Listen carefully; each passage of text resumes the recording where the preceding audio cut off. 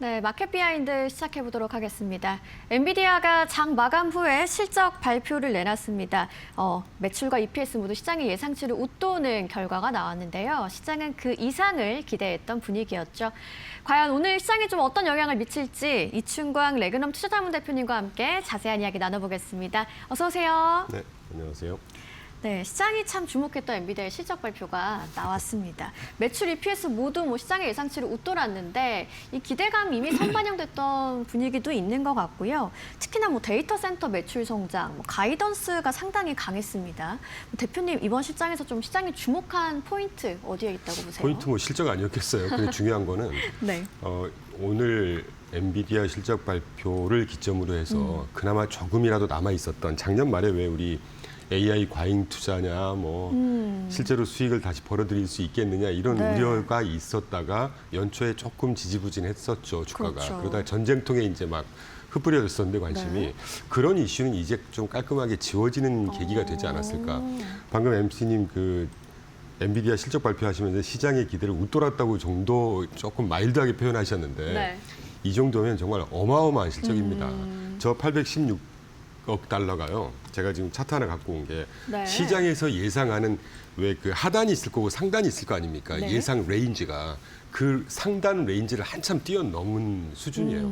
이게 어마어마한 거죠. 그리고 그렇습니다. 더 중요한 건 주식이라는 게 이제 미래 성장, 꿈을 먹고 사는 속성이 있다는 걸 감안하면 이번에 아까 잠깐 언급해 주신 대로 다음 분기 그 실적 가이던스가 910억 달러 콜했지 않습니까? 네. 어마어마한 거예요.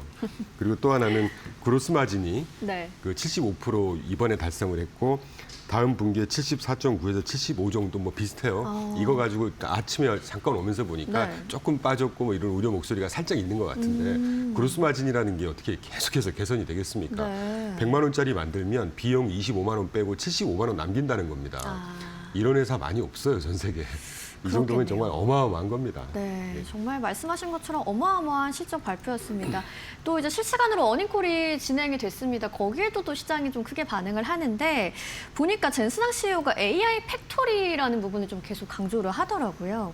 단순한 AI 칩 판매를 넘어서 AI 인프라 전체 구조를 바꾸고 있다는 느낌도 드는데 이런 발언들은 좀 어떻게 해석을 해보면 좋을까요? 그런 거죠. 엔비디아라는 게 저는 그 한 5% 정도 느낌의 우려가 네.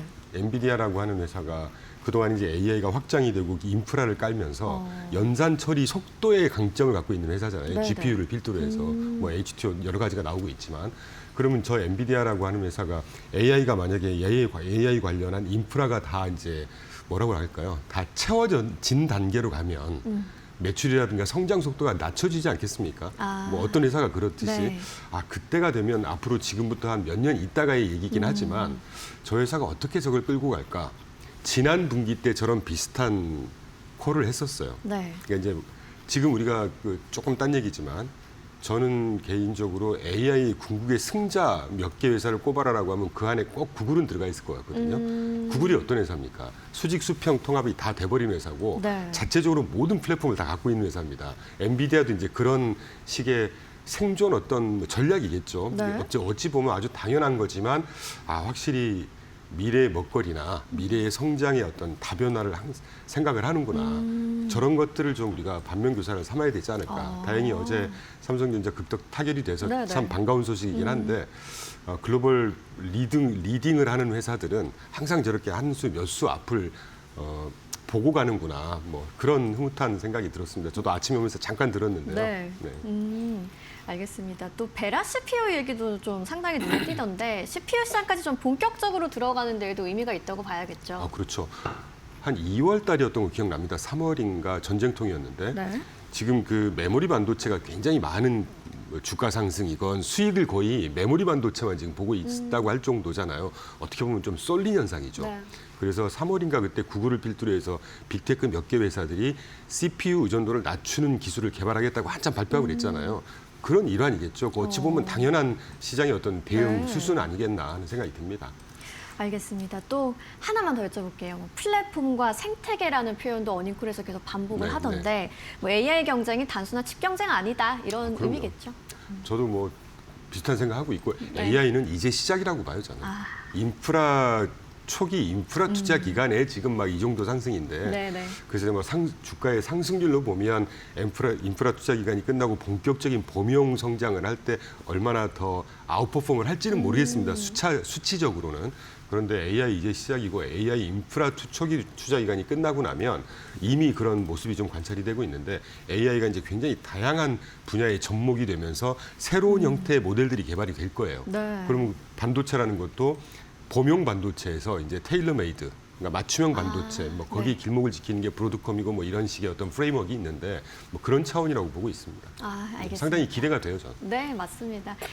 저희가 또 엔비디아 어닝콜과 관련한 이야기는 잠시 후에 애프터마켓 시그널에서 조금 더 전해드리도록 하겠고요. 이제 또 S&P 500의 흐름에 관해서 좀 여쭤보도록 하겠습니다. 뭐 정보기술과 에너지 섹터의 상승세 좀 유독 강한 분위기잖아요. 글로벌 증시가 보여주는 어떤 색깔이라고 할까요? 좀 어떻게 해석을 하고 계실까요? 지금은 뭐 당연 AI가 끌고 가는 시장인데 네. 저는 이런 생각합니다. 제가 이렇게 방송에서 이런 질문 나오셨을 때마다 한 30-40%뭐 정해진 비중은 없겠지만 AI가 주도하는 리더십을 갖고 있는 회사의 비중은 반드시 가져가는 건 당연할 거고 그 차트 한번 띄워주시면 네, 제가 매주 차트 같이 업데이트하는 보시죠. 차트인데 빨강색이 지난 2월 27일 전쟁 직전 이후에 S&P 500의 11개 업종의 상승률이고요. 네. 조금 좋진 않죠, 지금.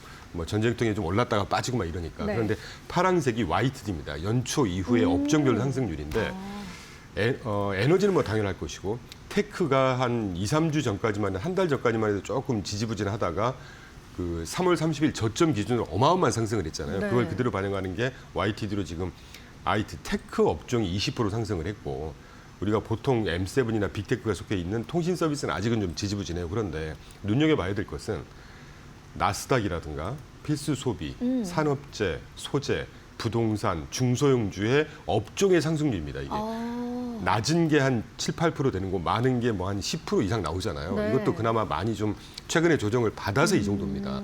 그러니까 업종 상승률이 한 10% 정도를 호가한다는 얘기는 이 관련된 종목들의 뭐 한 30-40%, 40-50% 이상 상승한 종목들이 상당히 많이 있다는 얘기예요. 그러니까 네. 그 미국 주식시장의 상승세가 그 뭐라고 폭이라고 하나요? 네. 이게 M7이나 빅테크 쪽에 막 쏠려 있는 시장이 한 2-3년 전의 그림이었다면 네. 작년 말부터 올해 들어서는 이런 모습, 그 다양한 업종들이 못지않게 상승을 하고 있는 모습이 계속 보입니다. 그래서 그런 집중 플러스 어느 정도의 분산, 자산 배분은 반드시 필요하다. 뭐 이런 말씀을 항상 강조드리곤 하죠. 뭐 좀 정리를 해보면 실적 좋은 업종 쪽으로 좀 자금이 집중되면서 성장성이 확인되는 산업 중심으로도 좀 자금이 몰렸다라고 해볼 수 있을까요? 알겠습니다. 또 한편 그 뱅크 오브 아메리카의 설문조사를 봤더니 현금 비중이 3.9%까지 떨어졌다는 거에 또 주목을 하더라고요. 뭐 반도체 롱 포지션 쏠림 우려도 좀 상당히 강하게 나타나고 있는데 지금 시장의 과열 신호를 좀 어떻게 보면 될까요? 뭐 어떻게 본다는 질문이 좀 어렵게 느껴지긴 하는데 네. 제가 차트 몇 개를 보여드린 게 네. 뱅크 오브 아메리카에서 지난 5월 19일 뭐 며칠 전입니다. 네. 며칠 전에 이제 여론조사를 한 거예요. 기관 투자가들 대상으로. 근데 뭐 일색이 방금 언급해 주신 대로 너무 쏠려 있고 단기 과열 양상이다. 방금 현금 비중 3.9%라고 했는데 네. 보통 시장에서 정답은 아닌데 네. 4% 정도가 깨고 내려가면 너무 쏠려 있다. 너무 과매수돼 있다. 이렇게 시장에서 판단하는 수치긴 합니다. 시장의 기준점이나 임계점이라고 볼 수 있을까요? 그렇죠. 네. 뭐 정답은 아니지만 네. 그렇기 때문에 이 사실 요런 내용이 5월 초부터 계속 월가에서 나왔었어요. 이게 너무 과하다. 네. 메모리 반도체 샌디스크인가요? 한 430% 상승했습니다. 올해만 네. 어마어마한 상승을 했죠. 그러면 어제 시장, 미국 시장이 좀 반등을 한 게 이제 조정이 끝자락이냐 이렇게 볼 수는 없죠. 네. 근데 이 정도의 조정은 필수 불가결하다 이런 생각해요. 왜냐하면 단기적으로 3월 30일 단기 저점 이후로 어마어마한 상승을 했는데 어떻게 계속해서 상승만 하겠습니까? 뭐 그 정도 보시면 되지 않을까요? 근데 중요한 거는 오늘은 저희가 뭐 제대로 다루진 않겠지만 펀더멘털이라고 할 때는 경기 펀더멘털과 기업의 펀더멘털을 얘기하는 거잖아요. 우리가 아까 모두 엔비디아 실적, 매출, EPS 이런 거 다 펀더멘털 아닙니까? 네. 그런 펀더멘털이 훼손이 있느냐 없느냐 이거를 보고 요 최근 일주일 조정에도 불구하고 저는 마음이 조금 그렇게 불안하진 않았던 것이 그러세요? 미국 경기 펀더멘털이나 기업 펀더멘털 오늘 엔비디아도 마찬가지고요. 네. 펀더멘털이 훼손이 되거나 꺾이는 그런 모습이 어디에도 전 찾을 수가 없어요. 물론 물가 하나만 조금 우려감 있게 보기는 해야 되겠지만 네. 우리가 우려했던 것처럼 이 중동 정쟁발 물가 상승이 일시적으로 끝날 거다라는 희망 내지는 전망은 아직은 하고 있는데 더 나아가서 이게 인플레이션이라든가 그래서 더 나아가서 경기 펀더멘털 훼손이 있을 거다라고 우리가 예상할 수 있는 단계는 아직 전혀 아닙니다. 뭐 그렇기 때문에 이 정도의 단기 조정은 좀 숨고르기, 뭐 단기 저점 매수 기회 뭐 이 정도 보면 되지 않을까 싶어요. 네, 뭐 AI 실적 성장 쪽에도 좀 무게를 둘 수 있으니까 그렇죠. 네, 그렇게 보시는군요. 또 최근 시장에서 인플레이션 2차 파동 우려까지 같이 나오고 있습니다. 국채 금리가 최근에 굉장히 좀 올랐다고 저희도 뭐 10년물, 30년물 임계점을 넘어갔다 이런 이야기 넘어갔죠. 전해드렸어요. 간밤에는 좀 하락 흐름이 나왔는데 이런 매크로 환경이 AI 기술주에는 좀 부담 요인이 될 것 같아요, 확실히. 당연히 되겠죠. 네. 그리고 최근에 요 한 일주일 정도가 10년물 금리가요. 앵커님 아시겠지만 시장에서 굉장히 많은 뭐 수천 가지의 지표가 있지 않습니까? 네. 관련 지수가 있고 그중에 가장 중요한 파급 효과가 큰 걸 꼽아라 그러면 금리입니다. 그러니까 10년물 금리 기준으로 뭐 자료가 띄워질지 모르겠지만 네. 어제 기준으로 4.667이에요. 이거는요. 제가 이 업계 한 33년째인데 네.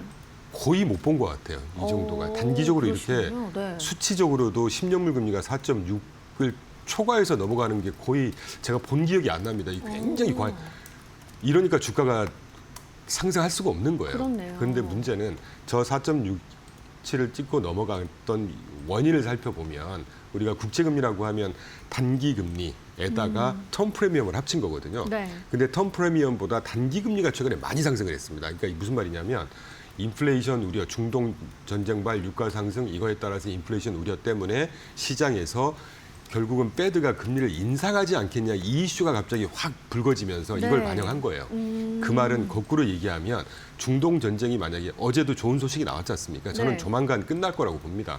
그런 이슈들이 바로 발현이 되면 단기적으로도 저 10년물 국채 금리는 조금 안정화되지 않을까 하는 기대를 하고 있죠. 네. 정말 뭐 전쟁이 끝날 듯 끝나지 않고 이 이슈에 계속 좀 유가라든지 금리라든지 움직이다 보니까 저희도 계속해서 이 얘기를 전해드리고 있습니다.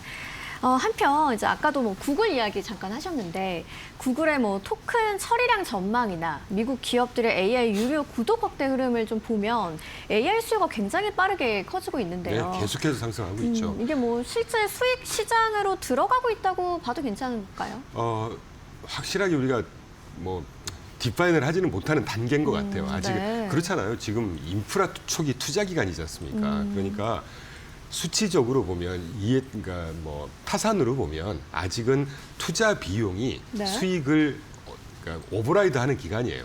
그런데 중요한 건 우리가 토큰 얘기하고 자꾸 이렇게 얘기하는 이유가 AI를 결국에 AI의 수요가 계속 될 거냐는 거거든요. 네, 네. 근데 우리가 뭐 저도 마찬가지지만 앵커님도 이렇게 뭐 어떤 모델 들어가서 뭐 이거 질문해줘 이런 게 다 토큰으로 이렇게 네. 인식을 한단 말입니다.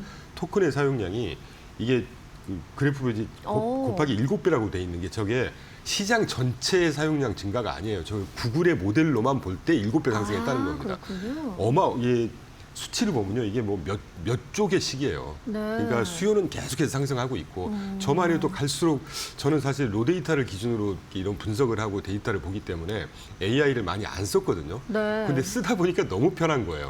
10분 걸릴 걸 1분이면 찾는 거니까. 한 번 시작하면 끊을 수 없죠. 이렇게 되면 사람이라는 건 이 네. 편한 거에 한번 접어들게 되면 그걸 그만두지 못합니다.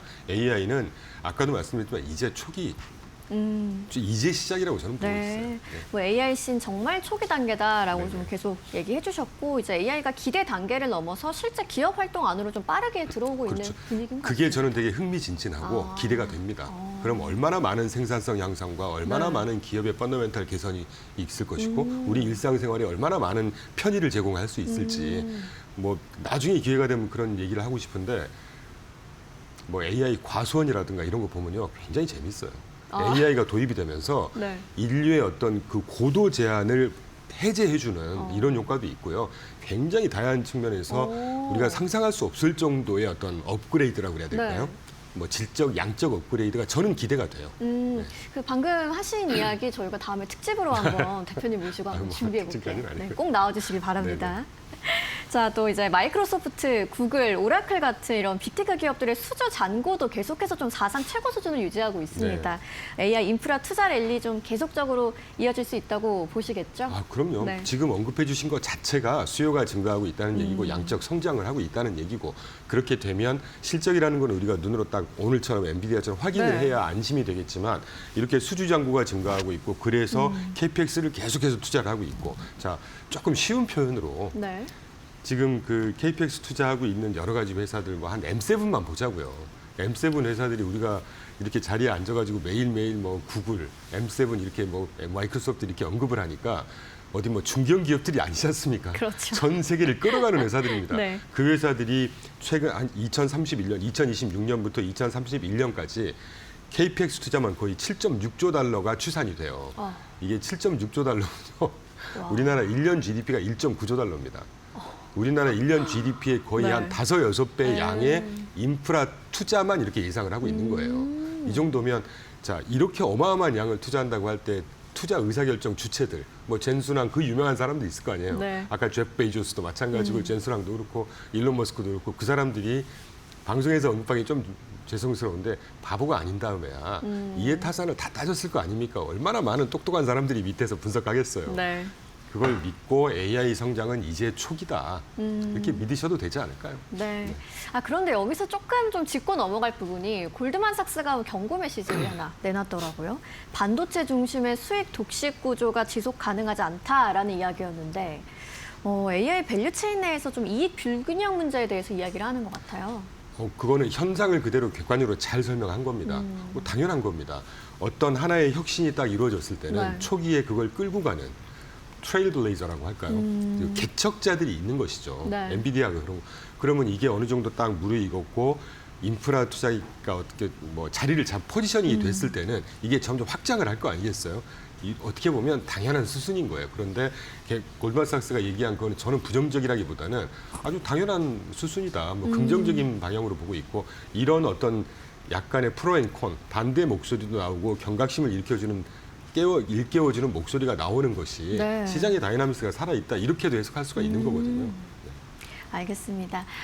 오늘 이춘광 레그넘 투자자문 대표님과 함께 엔비디아의 실적 발표와 관련한 이야기 그리고 AI의 랠리 여러 가지 이야기 한번 다뤄봤습니다. 오늘도 좋은 말씀 고맙습니다. 네, 감사합니다.